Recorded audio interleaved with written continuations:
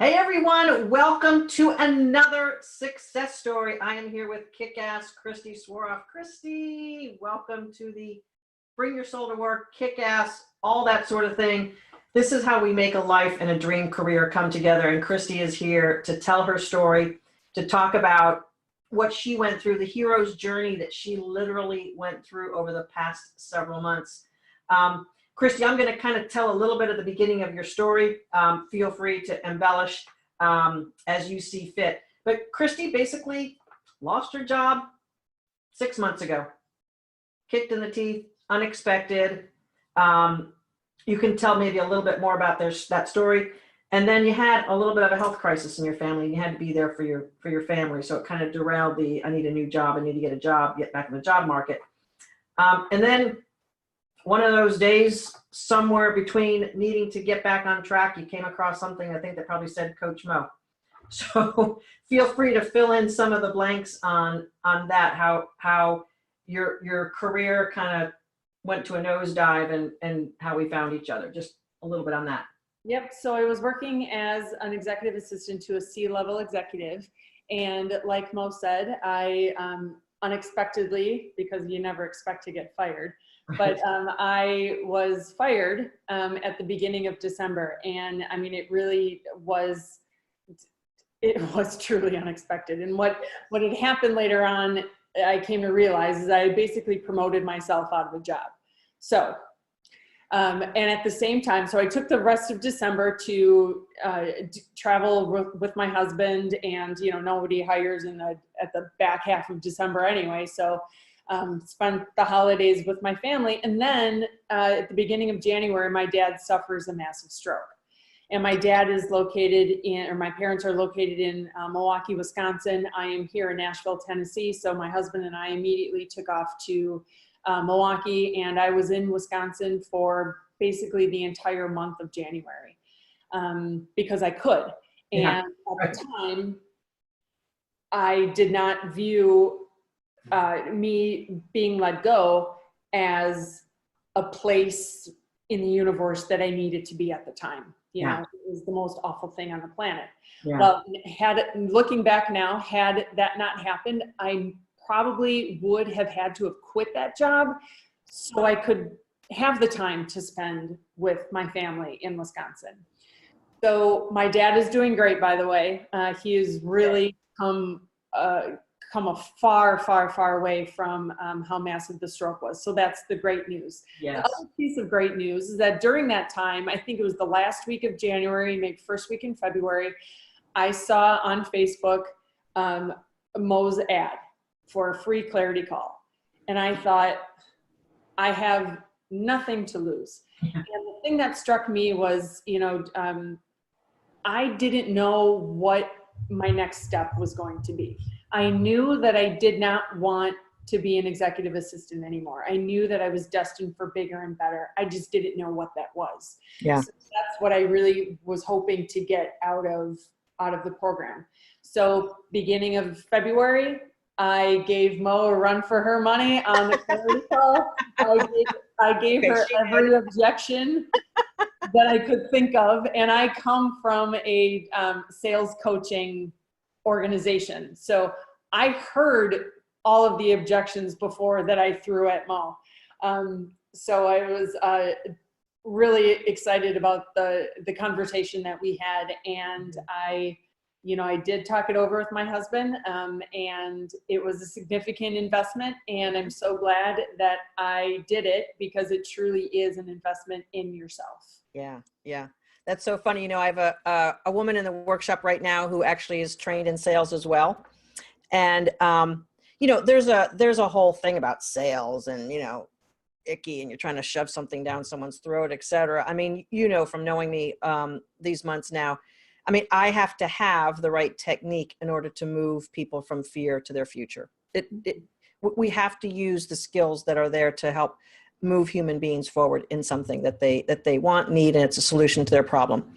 And the human being is resistant to doing something different. It's just how we're built. We don't want to do something different. Mm-hmm. We really don't, even though we know we have to. It's like, I don't want to do it. because it's the fear brain kind of kicking in to protect us. It's normal, it's natural, it's expected. When we had our talk, you had told me that about a little about the organization you were working for, your husband's in sales, and I felt so happy, basically, that you understood where we were going and the solution that we had. And I felt so happy that you really needed someone to help you get on track, because you were worth more than floundering. I used a fish joke. We'll get to that in a second, folks. Kristy was floundering. We'll tie that back soon. So super, super happy. Now, my workshop can be intimidating. There's people there who have lost their jobs as well. There's people there who've had really deep personal trauma, and that's part of the reason why their careers aren't working for them. And by being on the coaching calls, we have a very confidential, sacred space.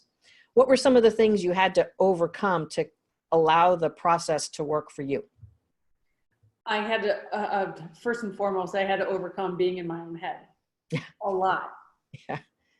In every single week of the program, I think there was something in my head that was holding me back. Yeah. I also needed to, and this necessarily was never a problem for me, but you have to be vulnerable. Yes. You have to be. I mean, it is a sacred space. I felt so comfortable sharing the things that I shared because it is a safe, very, very safe. The community of women it's a community of cheerleaders. I mean, it's amazing, and everybody's there to lift everybody up. Nobody is there to, give an opinion or pass judgment, rather. It's a fantastic network. And I shed tears. I think in every week I shed some tears. and for me, that's just me. I'm a very emotional person, and I was okay with sharing what I shared in the manner of which I shared it. If that makes sense. Yeah. So, it was a combination of those two things. Yeah. Awesome. We do have to open ourselves up to exploring something new when we want to make a change. As you know, in working with me, I've had a coach for 19 years, different ones along the way that I needed to kind of lift me to the next level. And when you're a go-getter, get stuff done, and you've been able to kind of just show up under whatever conditions and do stuff, there's a different muscle, so to speak, that we have to exercise to be coachable and to allow some of the unfolding. We have a methodology in my Kick-Ass workshop. Over 12 weeks, there's a program to follow and stuff to do. And some of it may be like, why am I doing this? What does this matter for what I really want to do? Talk a little bit about kind of like the structure and kind of some of maybe the nuggets that you kind of were able to mine to help you along the way. All of the modules in the program are laid out really, really methodical, and they really make sense. And if you look at everything at the beginning, it's not going to make sense, because you're going to intuitively want to do some things before this step. So all of the steps are right where they need to be. And the first thing that you do is you find out what makes you tick. And it's a relatively simple exercise, but it's put forth in a really interesting way. And at first, when I read the module, I did not make the connection between my pet. But I didn't make that connection. But once you do the exercise and then you talk about it, it makes perfect sense. And so then everything after that falls right in line, and it's one right after another. And there was one of the modules that I had revisited, I think 3 times, because I kept having shifts. So it's okay to go back. We've all heard the saying, take 1 step forward, 2 steps back. Sometimes that's the way. Yeah. For me, that's the way that I took. So, but everything was so right in tune, and it was easy to follow, and extremely essential to having success in the program. You got to do the work. there is homework. There is, time you need to put into it. And you only get out of the program as much as you put in.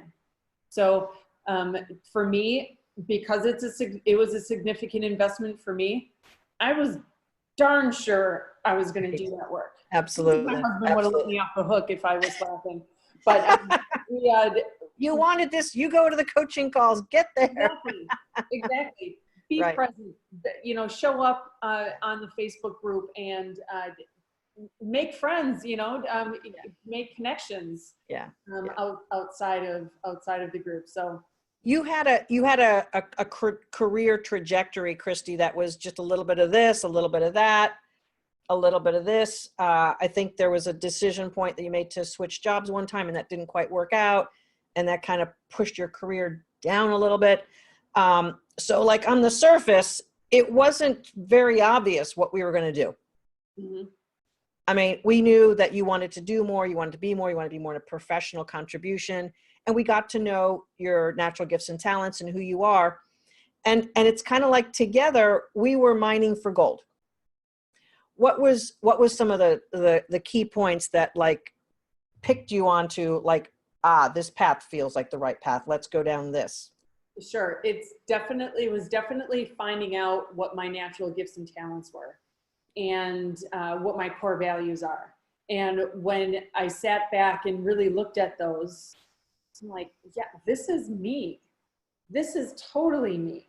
Yeah. And, somewhere along the way, and I don't remember exactly what it was later in the program, but my mother said to me, and now, of course, my mom, she's my mom, so she's going to say these nice things about me. But she said, you're much more calm.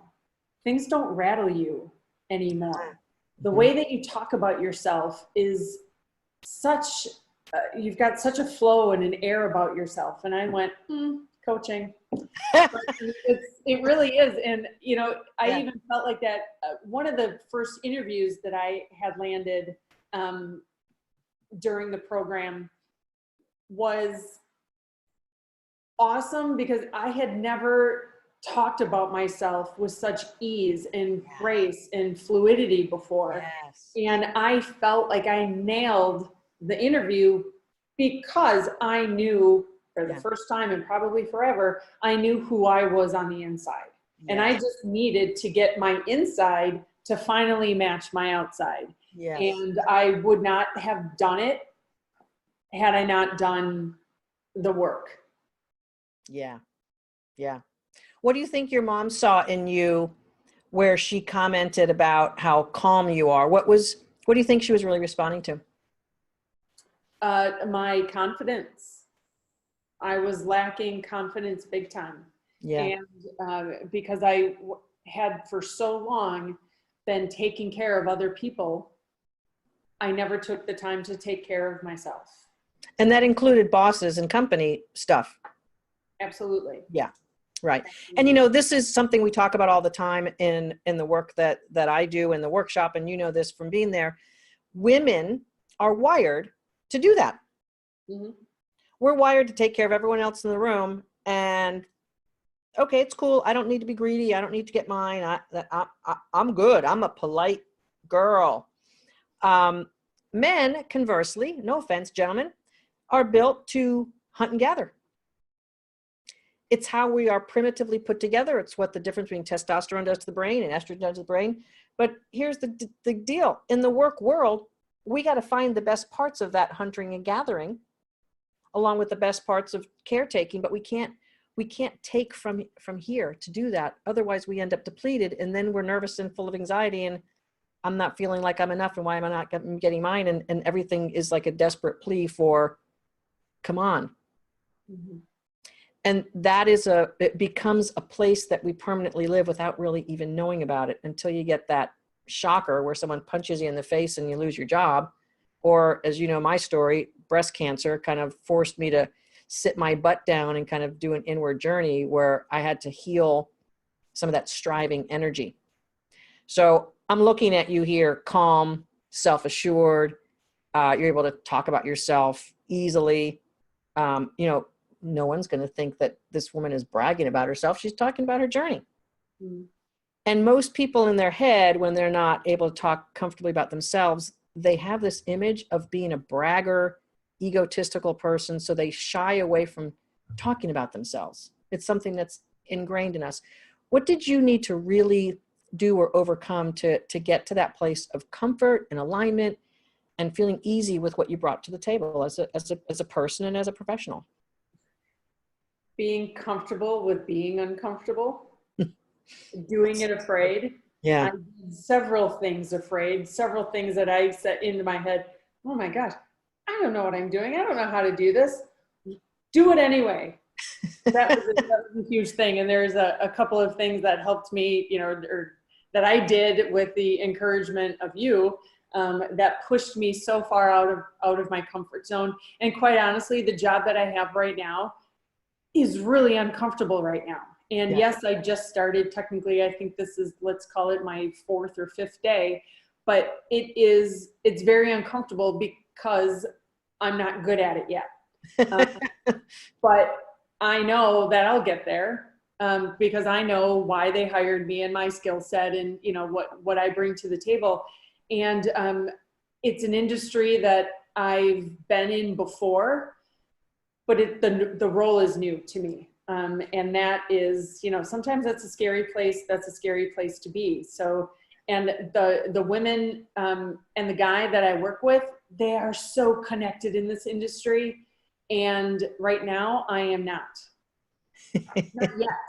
Keyword Right. there is yet. So Yeah, we'll absolutely. get there. It's learning again, to be uncomfortable.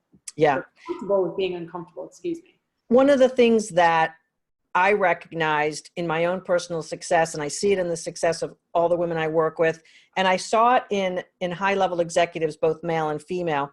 And when you ask anyone who's really successful, like really rocking it, really doing their thing, they have gotten comfortable just kind of being on the bleeding edge of whatever it is. And not letting that rattle them. As a matter of fact, super successful people have that feeling as their comfort zone. And when they're not feeling that they're on this edge of uncertainty and making something happen, that's where they go, wait a minute, something's wrong. I'm not feeling uncomfortable.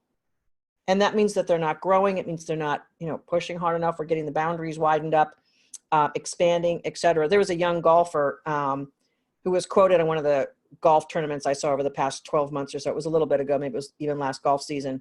Young guy, like maybe 26, 27.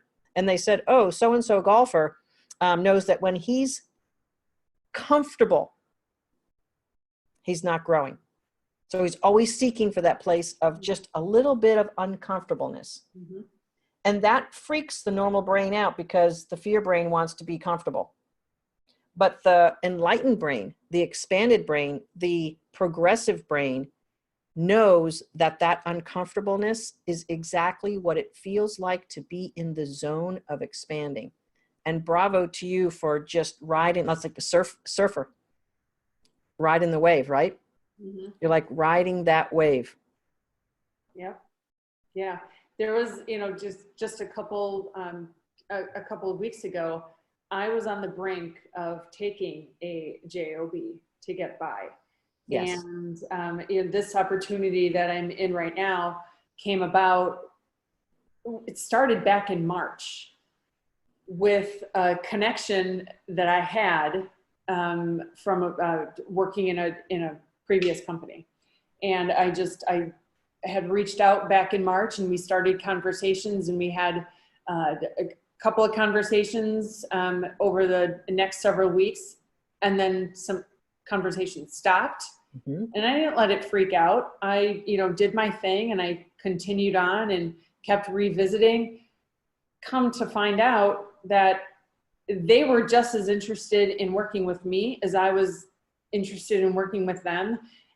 This position did not exist before we talked. So because of my connecting with a former colleague and cultivating that, relationship and massaging it along and whatever, this position came to fruition. Mm-hmm. And it was kind of plucked out of thin air. And I am very grateful for the opportunity and for the patience that I had to Yes. stick with it. Now, in the meantime, like I said, I almost had to take a JOB because I was right there. Right. Which is, it was a job that I was excited about, but clearly not excited enough, because I had then another conversation with one of the co-founders of this company, and I told her that, hey, I'm supposed to start this job on Monday. And she said, oh, so if we want to work with you, we're going to have to get you something like immediately. And I said, well, yeah. In a word. After we hung up the phone, and within an hour, I had an offer in my inbox. She spoke. It happened. I Kristy, asked for what I wanted. yeah, absolutely. And you began stepping into your power and your truth midway through the workshop. You're getting a little frustrated. And at some point you started getting really excited about this whole customer service thing. And it just popped you into inspiration mode. Talk a little bit about how that helped bring you forward with your truth and your power and your voice and getting yourself out there. Talk a little bit about that, how you were able to reclaim yourself through that inspiration. So I was on a coaching call with Mo, leading the call, and we were talking about, gosh, I don't even remember how the start of the call and the end of the call were in two different areas, because it just, we just went down a path. And I had an aha moment during that call, and I believe it was week 8 out of the 12 program. Okay. So All right. it was more than halfway, and I was on a path, and then I thought, wait a minute, I want to do this. And I went immediately. I didn't think about it. I didn't, meander over that way. I started running that way, and I went in that direction hard and fast. And it still isn't the direction. It still didn't end up where that was. So I am yet in another. Yes. I've landed someplace else. But that all kind of took me there. So Yes. as I explained earlier, that my path was not linear. Mm-hmm. It was, took a turn, took a curve, went this way, went that way. And it's all through discovery and building on itself. And I discovered, hey, this is what I want to do. Okay, I knocked on some doors. I made some connections. I found out, oh, maybe this isn't going to happen right now. Okay, well, then there's this way. And let's make some connections and knock on those doors and talk about. And it was like, it everything built on one another. Yes. And, it was all through this whole, idea of relationship building and providing amazing customer service. That's where this whole thing sparked. And I, through a previous job many, many years ago, through my work with actually the Milwaukee Brewers front office, I learned about Fish. And this is an amazing customer service platform that I just fell in love with. I used it as a trainer back in the day. Yeah. And I took the concepts and I own the concepts as a person. And during that one faithful Thursday coaching call, you bravely said, you should write an article. If you want to be an expert in customer service and considered a thought leader, you should write an article. What? I'm not a writer. I've never done this before. What do you mean write an article? How dare you? How dare you mention that to me, Coach? Oh my smokes. So after my portion of that call was done, I think I sat down at my computer and I cranked out an article on LinkedIn. I now have 3 published articles on LinkedIn, all customer service related. And it felt so good to have the feedback to receive the feedback that I did. Yeah. And also just a feeling of accomplishment, period, that I did something I did afraid. And you went for it, and no one is gonna, blast you for going for it. Right. Ever. And no one's going to give you permission to say it's okay or not okay. Like you're in the driver's seat. And actually that to me is the shift that women make in the workshop that start to bring the outcomes toward them. Getting in the driver's seat, I'm going to do this. Yeah, I can write an article. Yeah, I can do this. Yeah, I can be an expert in this. I can own my passion for this. It was shortly after that that you truly found your voice and stepped into your power in some of the videos we do in the workshop, and just reaching out like courageously to people, and just not just reaching out like, will you have coffee with me? But really like having something that you could contribute by reaching out. Mm-hmm. Game changer. Yeah. Yeah. So you're in this brand new job, 4 days, you're an expert already. What advice would you give to yourself, 4 months ago? Relax. Relax. The universe has my back. Everything always works out for me. Learn from everything. Enjoy the ride. Yeah. And do the work. Yeah. That is the commitment, isn't it? It is. Nothing worthwhile comes easy. Yeah. I have a quote that I keep on my desk. It's from a woman named Cynthia Ocelli, and it was something that one of my coaches gave me several years ago. For a seed to achieve its greatest expression, it must come completely undone. The shell cracks, its insides come out, and everything changes. To someone who doesn't understand growth, it would look like complete destruction. And the thing that we have to do after our seed cracks open is we have to have fertile soil to grow. Because if we're cracked open and we're sitting on a pavement with no support system, no tools, it's not pretty. Well, I don't have any kids, but I sure feel fertile.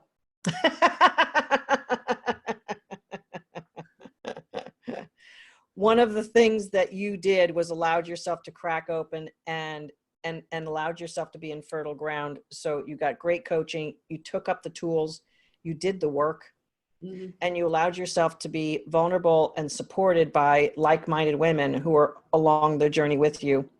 Well, and let's go back. Yeah. It was not easy. Yeah. I don't want to, it wasn't easy. And I was resistant. Yes, you were. Several times. Yes.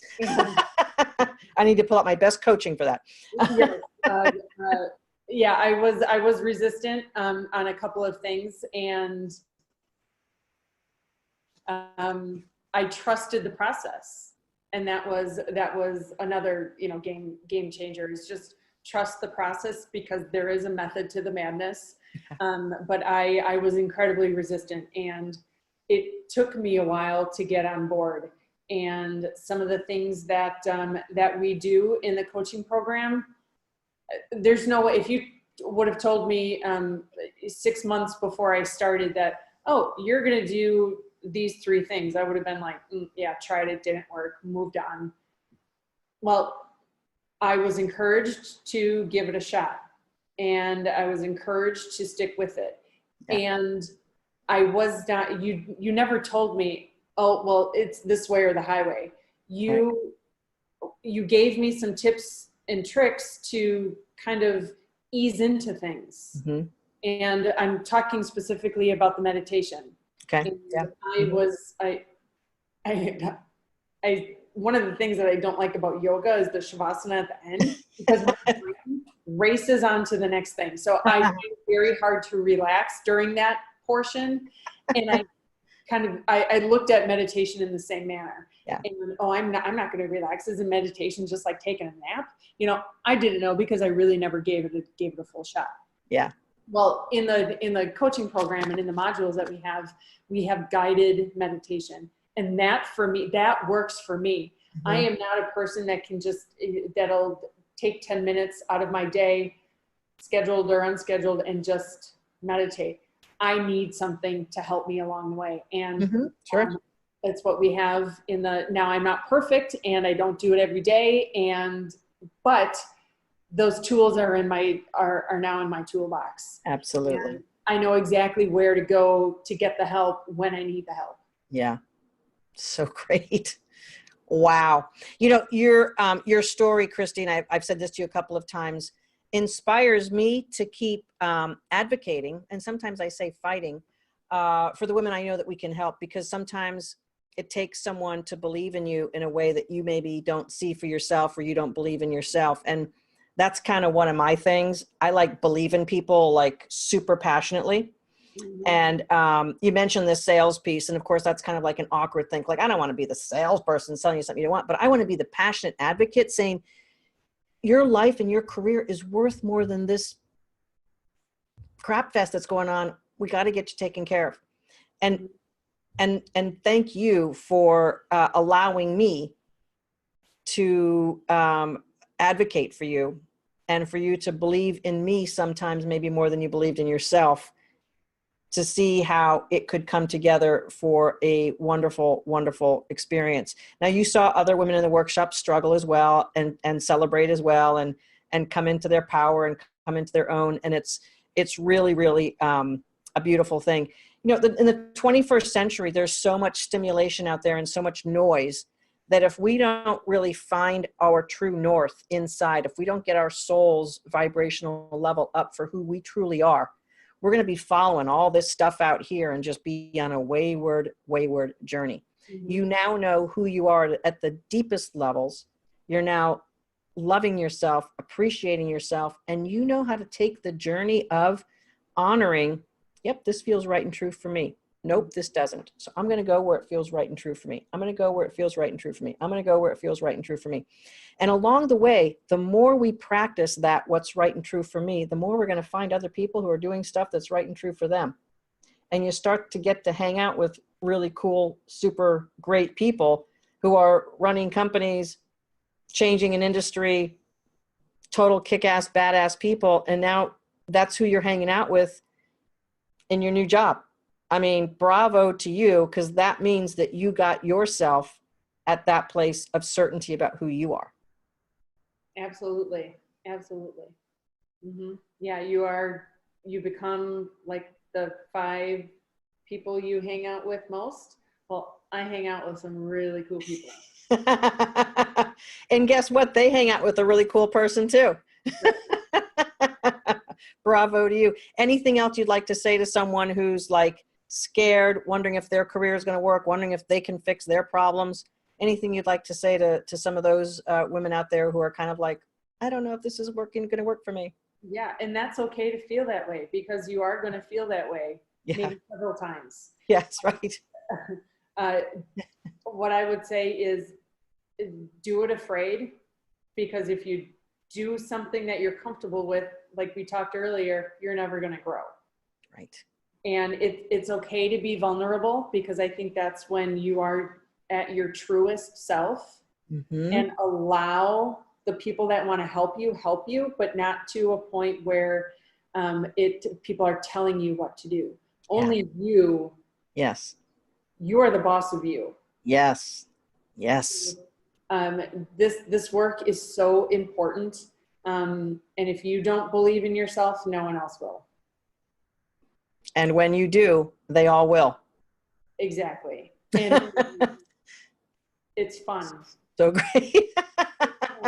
Most fun ever. Most fun ever. Yeah. So great. Wow. I've been just really enjoying your story for you. But you know what? I'm kind of sitting here going, how cool is this, that all my shit stuff that I had to do with in my career is allowing me to guide women like you to bring them into a beautiful, lovely place. I know you and your husband are probably happier together. He's a delightful guy. Obviously, your family is seeing how confident and happy you are. And the ripple effect is just, to me, a beautiful thing. This work changes couples, families, probably your friends. And it's because of your changing you. You're not telling them anything. You're not preaching to them.